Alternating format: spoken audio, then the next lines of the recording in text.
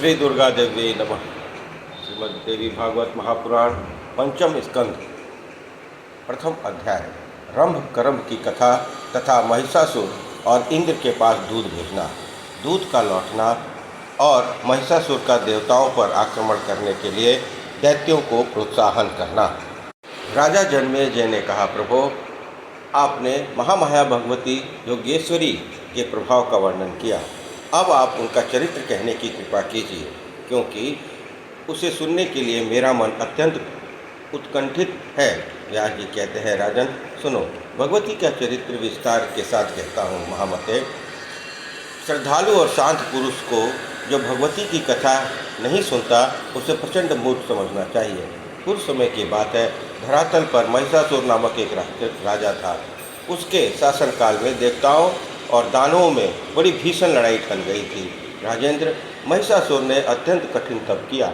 सुमेरु पर्वत पर जाकर उसने तपस्या की थी। देवता उसकी तपस्या देखकर अत्यंत आश्चर्य में पड़ गए। 10,000 वर्षों तक वह अपने इष्ट देव का हृदय में ध्यान करता रहा। महाराज, तदंतर उसके आराध्य देव लोक पितामह ब्रह्मा जी प्रसन्न हो गए। वे हंस पर विराजमान होकर वहां आए और बोले, धर्मात्मन, वर मांगो, मैं तुम्हारा मनोरथ पूर्ण करने के लिए उद्यत हुआ हूँ।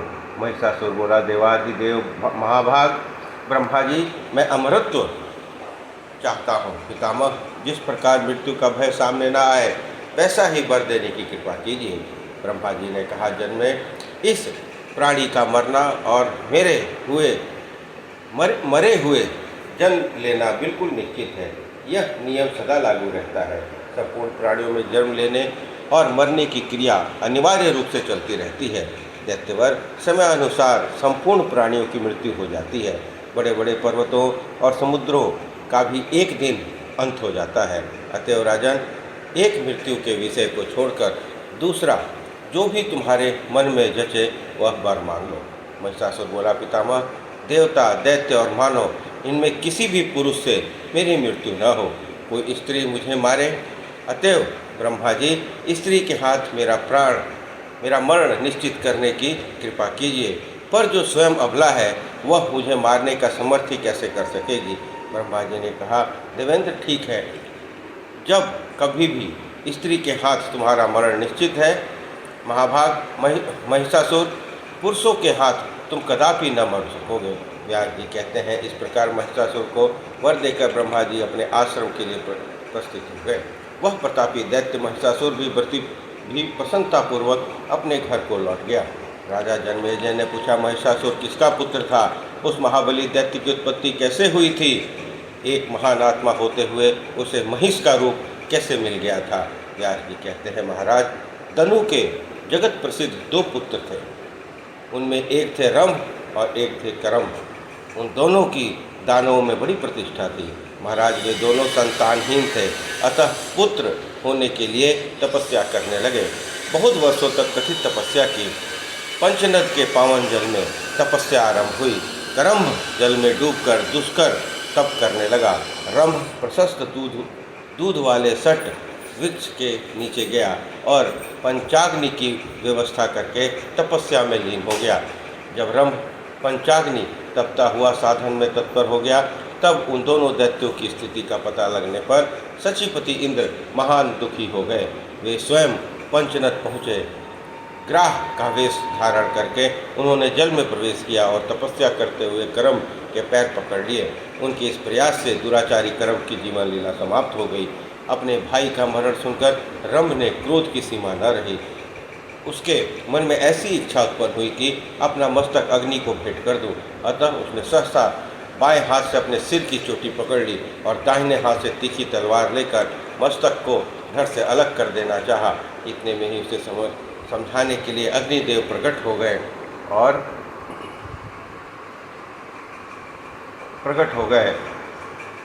अग्निदेव ने रंभ से कहा, दैत्य, तुम में बड़ी मूर्खता भरी हुई है। अभी तो अपना मस्तक काटने के लिए तैयार हो गए हो। भला आत्महत्या जैसे अत्यंत अधम कर्म में तुम्हारी प्रवृत्ति कैसे हो गई? तुम्हारा कल्याण हो, मुझसे वर मांग लो। मन में जो भी इच्छा हो मांग सकते हो। शरीर का त्याग मत करो। यूँ प्राण त्याग करने से भी तुम्हारा कौन सा कार्य सिद्ध होगा? व्यास जी कहते हैं अग्निदेव की वाणी बड़ी सरस थी। उसे सुनकर रंभ ने अपनी चोटी छोड़ दी और कहा, देवेश, यदि आप प्रसन्न हैं तो मुझे अभीष्ट वर देने की कृपा कीजिए। मैं त्रिलोकी पर विजय पाने वाला पुत्र चाहता हूँ। मुझे ऐसा पुत्र चाहिए जिसके प्रयास से शत्रु की सेना प्राणों से हाथ धो बैठे। देवता, दानव और मानव कोई भी किसी प्रकार भी उसे पराजित न कर सके। वो अपनी इच्छा के अनुसार रूप धारण कर सके, उसमें असीम शक्ति हो, सब लोग उसके चरणों में मस्तक झुकाएं।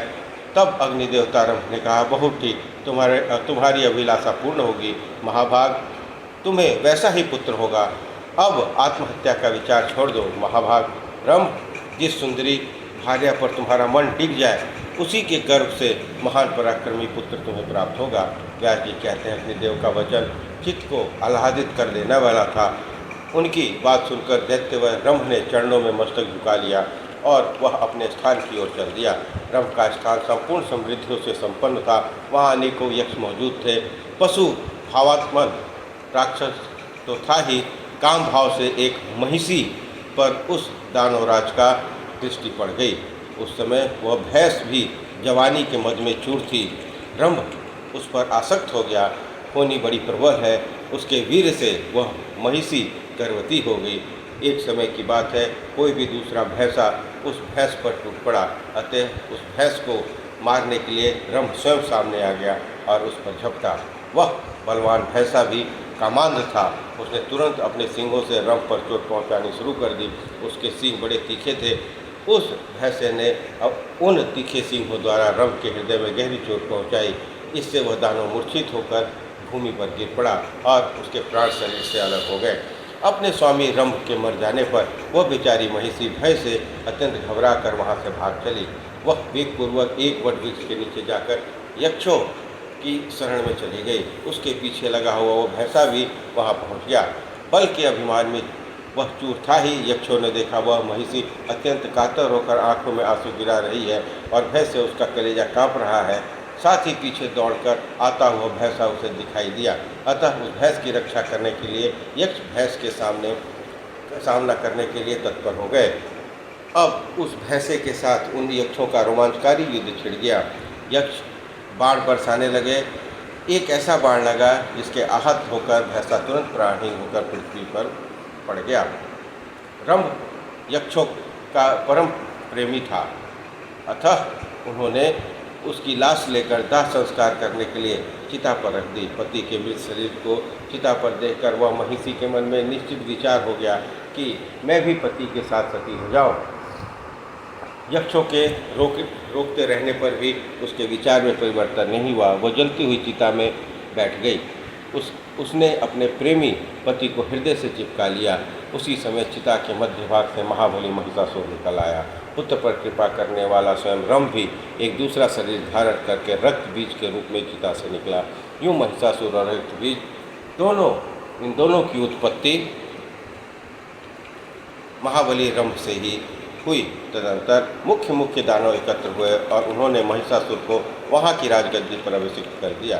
राजन महिषासुर देवताओं, दानवों और मानवों सबसे अवध था। महाराज, महान आत्मा महिषासुर के जन्म का तथा उसके वरदान की यही प्रसंग है। व्यास जी कहते हैं, इस प्रकार महिषासुर नाम से प्रसिद्ध वह दानव संपूर्ण जगत पर शासन करने लगा। वर पा जाने के कारण वह पराक्रमी दैत्य को अत्यंत अभिमान हो गया था। समस्त प्राणी उसके अधीन रहते थे। उसके समुद्र पर्यंत सारी पृथ्वी को अपने बाहुबल से जीतकर स्वयं उसकी रक्षा का भार संभाल लिया था। उसका एक छत्र राज्य हो गया। उस समय उसका कोई भी शत्रु न रहा। उसके सेनाध्यक्ष का नाम चिक्षुर था, जो महान प्रतापी और मत से सदा चूर रहता था। ताम्र नाम से विख्यात राक्षस उसके कोषाध्यक्ष का काम करता था। उसके पास 10,000 सैनिक थे। असीलोमा, उदर्क, विडाल, बास्कल, त्रिनेत्र और कालबंधक नाम से प्रसिद्ध संपत्तिशाली अन्य बहुत से नरेश थे। उसके पास प्राचुर सेना थी। समुद्र पर्यंत पृथ्वी पर प्राचीन काल से ही उसका राज्य था। उन सब ने महिषासुर को कर देना स्वीकार कर लिया। जो बलाभिमानी नरेश कर देने के पक्ष में नहीं थे, वे वीर धर्म के अनुसार युद्ध में काम आ गए। महाराज, ब्राह्मणों ने भी महिषासुर की अधीनता स्वीकार कर ली। यज्ञ में वे उस दानों को ही भाग देने लगे। अखिल भूमंडल में महिषासुर एक छत्र राज्य का उपभोग करने लगा। वरदान के अभिमान में चूर होकर उसने स्वर्ग पर विजय पाने का निश्चय किया। फिर तो उस दानवराज ने एक दूत को इंद्र के पास जाने की आज्ञा दी। उसने शीघ्र संदेशवाहक दूत को पहले अपने पास बुलाया और उससे कहा, वीर, तुम्हारा व्यवहार बहुत शुद्ध है। महाबाहो, आज तुम्हें यह दूत का काम करना होगा। तुम निर्भीक होकर स्वर्ग में इंद्र के पास जाओ और उससे मेरा यह संदेश कह दो।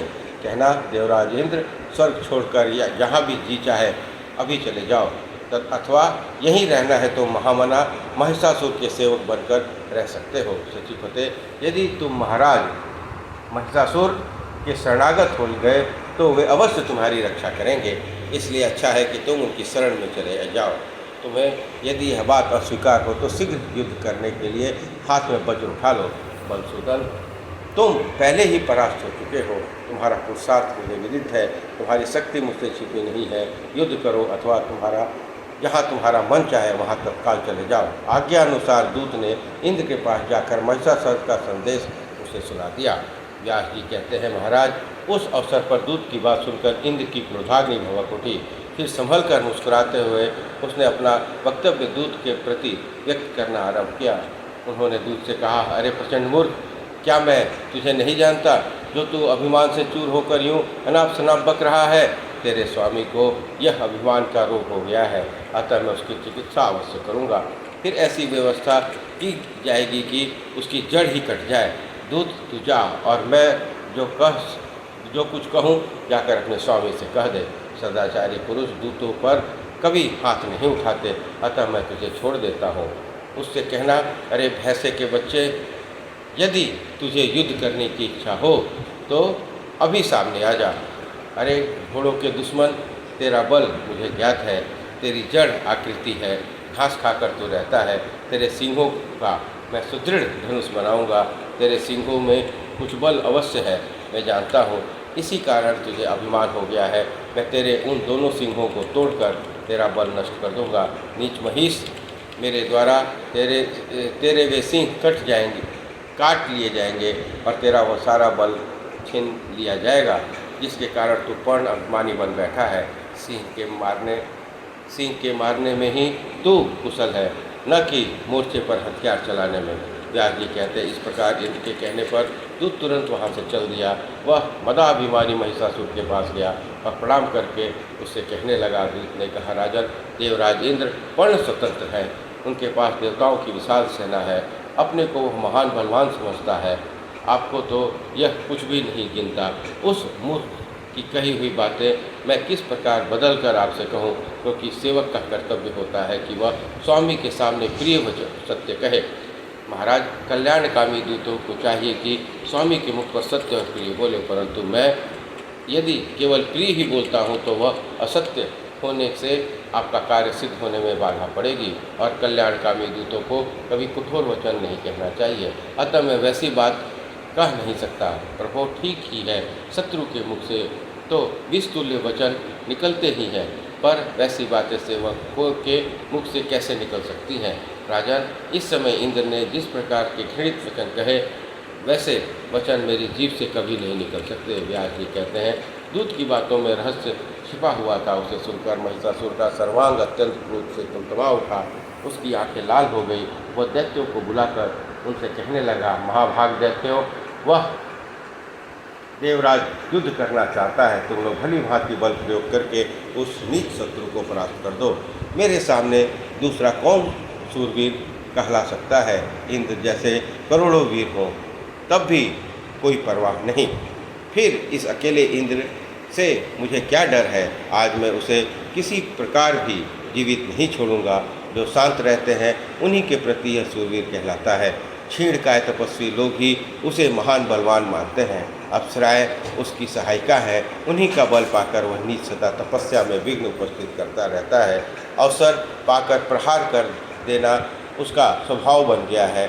वह बड़ा ही विश्वासघाती है। वह वही छल इंद्र है जिसने नमूची को मार डाला था। पहले तो नमूची के साथ विवाद छिड़ जाने पर भयभीत होकर संधि करने की राजी हो गया।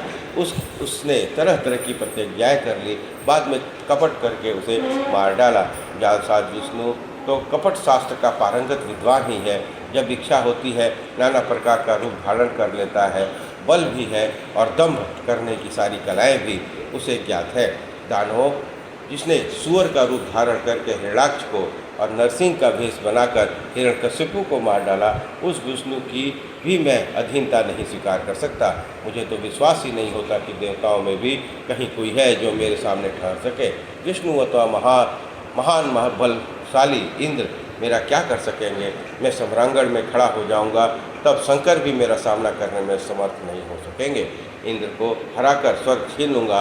वरुण, यमराज, कुबेर, अग्नि, चंद्रमा, सूर्य सभी मुझसे परास्त हो जाएंगे। तब हम दानव ही यज्ञ का भाग ले पाएंगे।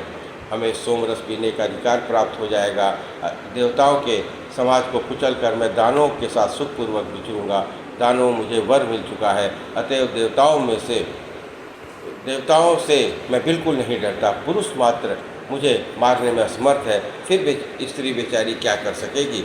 शीघ्रगामी दूतों, तुम्हारा परम कर्तव्य है पाताल और पर्वत आदि विभिन्न स्थानों में से प्रधान दानवों को बुला लाओ और उन्हें मेरी सेना का अध्यक्ष बना दो।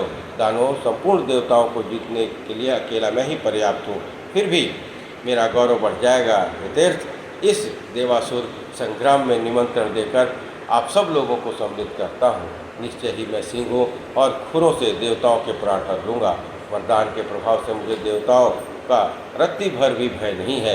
देवताओं, दानवों, मानवों के अवध्य होने का वर मुझे प्राप्त है। अतएव आज आप लोग स्वर्गलोक पर विजय प्राप्त करने के लिए तैयार हो जाएं। दैत्यों, स्वर्ग पर अधिकार प्राप्त करके मैं नंदन वन में विहार करूँगा। मेरे इस उद्योग से तुम्हें भी परिजात के फूल सूंघने को मिलेंगे। देवांगनाएँ तुम्हारी सेवा करेंगी। कामधेनु गौ का दूध पीने को मिलेगा। अमृत पीकर तुम लोग आनंद का अनुभव करोगे। दिव्य गंधर्व नाच गाकर तुम्हारे चित्त को आह्लादित करेंगे। उर्वशी, मेनका, रंभा, गीताजी, तिलोत्तमा, परमद्वारा, महासेना, मिश्री, केसी, मदोकटा और विप्रचिति प्रभृति अप्सराएं नाचने और गाने में मर्म प्रवीण है। वे अनेक प्रकार की मदिराओं का सेवन करके तुम सब लोगों को चित्त को अत्यंत प्रसन्न करेंगी। अतः देवताओं के साथ संग्राम करने के लिए स्वर्गलोक में चलना सबको सम्मत हो तो आज ही सभी तैयारी हो जाए। पहले मांगलिक कृत्य कर लेने चाहिए। सबकी सुरक्षा के लिए अपने परम गुरु मुनिवर शुक्राचार्य जी को बुलाकर भली भांति उनका स्वागत करें और उन्हें यज्ञ में नियुक्त कर दे। व्यास जी कहते हैं, राजन महिषासुर की बुद्धि सदा पाप कर्म में रत रहती थी। दैत्यों को उपयुक्त उपदेश देकर वह तुरंत अपने महल में चला गया। उस समय उसके मुख पर प्रसन्नता के चिन्ह झलक रहे थे। इस प्रकार श्रीमद्देवी भागवत महापुराण पंचम स्कंध अध्याय 1 से 3 संपन्न हुआ। बोलिए दुर्गा महारानी की जय।